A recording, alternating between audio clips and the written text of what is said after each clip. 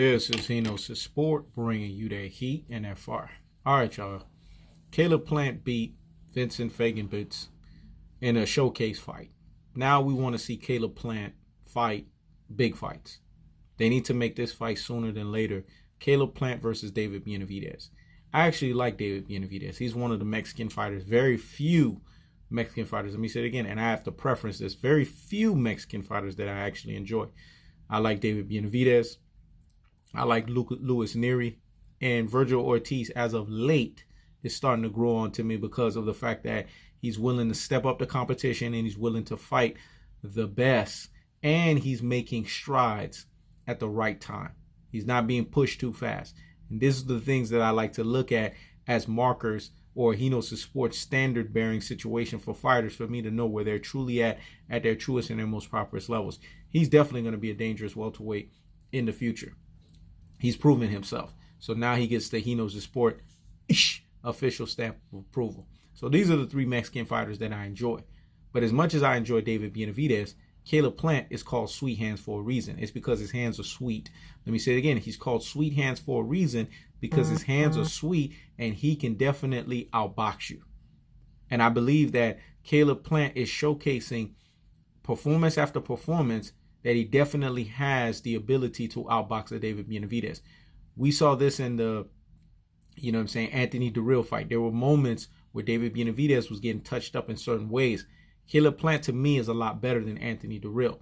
So I believe that if Caleb Palent is the one that's in position as opposed to Anthony Dirrell, he's going to have a lot more success. Not just marginal, but a lot more success. Plus, Caleb Palent, they call him also white chocolate for a reason, because he has a good slickster style approach to him. Yes, the guy can move his feet. He can box. He's a very good fighter at 168. And by the way, Caleb Palent was also another fighter that rejected Canelo Alvarez because of the rehydration clause. See, you got all of these reverse bias, aka detractors, aka panderers, that's telling you that, oh, there's no such thing as rehydration clause. Do what I do, man. Do your research, man. There's a such thing called Google. Do your research. Nobody's going to sit here and waste their time and tell you when you got these Rudy Poo and these Plum Plum Brain, classic dotes and troglodytes, ultra fanboys with the ultra fanboy rhetoric. Oh, show me a link. Show me proof. No, show your own damn self proof. The same way that I can go out there and research it, you can research it your own damn self. It's really that simple. And that's all I got to say with that. But he's the second fighter after Caleb Smith to sit here and talk about, I'm not going to fight you because you're trying to impose a rehydration clause. There's a recurring theme here. See, and this is why I say, DuckTales, woo. DuckTales, woo. There's a stranger out to find you. There's a stranger out to find you. What to do is grab on you some DuckTales, woo. DuckTales, man. Canelo Alvarez does not want to fight these fighters at their best. He wants to either dehydrate them to a level to where he has a distinct advantage, and the rehydration clauses he's imposing on them is this 10-pound rule. It's ridiculous. It's freaking ridiculous. Floyd Mayweather wasn't doing this stuff. This is what I don't understand. It's ridiculous on so many levels. This guy does not only want a financial advantage, he wants a physical advantage. It's ridiculous. But anyways, on back to the Caleb Palent and the David Benavidez fight. That is a fight that we as boxing fans should be clamoring for, because in that fight itself, that's going to be a super fight of epic proportions and epic magnitudes. That's actually going to be one of those fights that actually helps re-bolster up the sport of boxing, because the sport of boxing is in dire needs and dire straits of fights like this, man. They need these types of fights to happen so that the sport can continue to stay above water, because right now it has to challenge itself with the likes of an MMA, and there may be new variations of combat sports. I mean, look at backyard brawling. It's becoming a thing, you know what I'm saying? Through knuckle,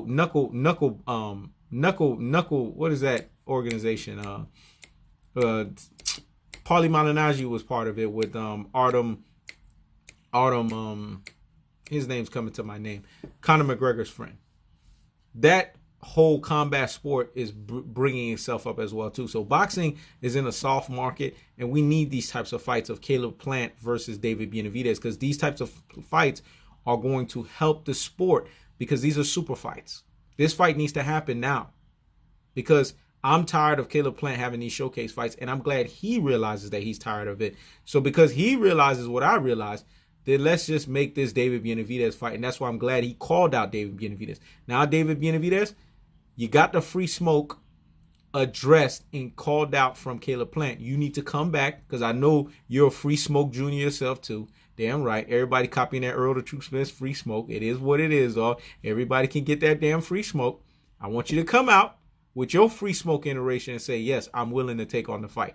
Because stylistically, styles makes for fights. And these two guys clashing would be a fight of epic proportions and epic magnitudes at 168. This is He Knows the Sport. Checking out.